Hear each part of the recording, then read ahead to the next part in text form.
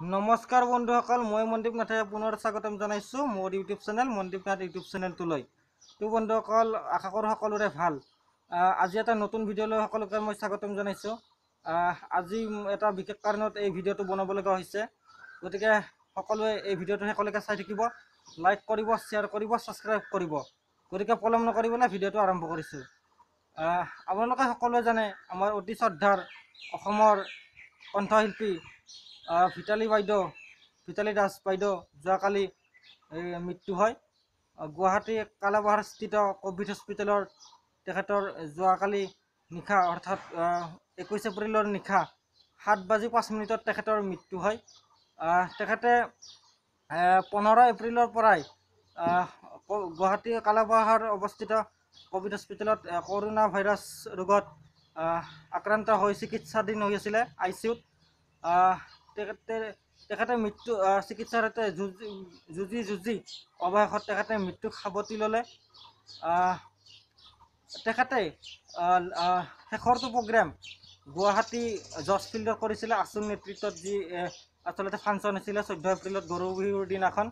তেখেতে তাত অংশগ্ৰহণ কৰিছিলে আৰু সেইটো আছিলে তেখেতৰ জীৱনৰ শেষৰটো প্ৰগ্ৰেম। মই তেখেতৰ মৃত্যুক গভীৰ শোক প্ৰকাশ কৰিছোঁ। তেখেতৰ আত্মাই চিৰ শান্তি লাভ কৰক, এয়াই মই ভগৱানৰ ওচৰত প্ৰাৰ্থনা যাচিছোঁ। ভিতালী বাইদেউৰ কথা ক'বলৈ গ'লে আচলতে শেষ নহ'ব। তেখেতক অসমীয়া বিহু সম্ৰাজ্ঞী বুলি কোৱা হয় আৰু মানস ৰবীন দা, জুবিন দা আদি সকলোৰে লগত তেখেতে প্ৰায় দীৰ্ঘদিন ধৰি গীত গাই আহিছে। গতিকে তেখেতৰ বিষয়ে ক'লে শেষ নহ'ব।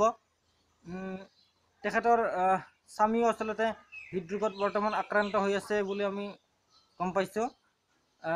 গতিকে যা নহওক, তেখেতৰ আত্মাই সদগতি লাভ কৰক, এয়াই মই ভগৱানৰ ওচৰত প্ৰাৰ্থনা যাচিছোঁ। লগতে এই ভিডিঅ'টোৰ দ্বাৰাই মই এটা কথা ক'ব বিচাৰিছোঁ, বৰ্তমান আচলতে কৰোণা ভাইৰাছৰ দেশৰ লগতে আমাৰ অসমতো দ্বিতীয়টো ষ্টেপ আৰম্ভ হৈছে। গতিকে এই মহামাৰী কৰোণা ভাইৰাছৰ লগত যুঁজ দিবলৈ হ'লে আমি আমাৰ অসম চৰকাৰে বা ভাৰত চৰকাৰে যিসমূহ নিয়ম বান্ধি দিছে, যি নতুন SOP জাৰি কৰিছে, সামাজিক দূৰত্ব বজাই ৰাখিব লাগিব, তাৰপিছত মাস্ক পৰিধান কৰিব লাগিব। চৰকাৰে যিখিনি নীতি নিয়ম দিছে আচলতে আমাৰ সাধাৰণ ৰাইজে বা সকলোৱে মানি চলাটো উচিত। এয়াই মই অসমবাসীৰ লগতে সকলোকে মই অনুৰোধ জনাইছোঁ যাতে সকলোৱে এই চৰকাৰে দিয়া নীতি নিয়মসমূহ মানি চলে।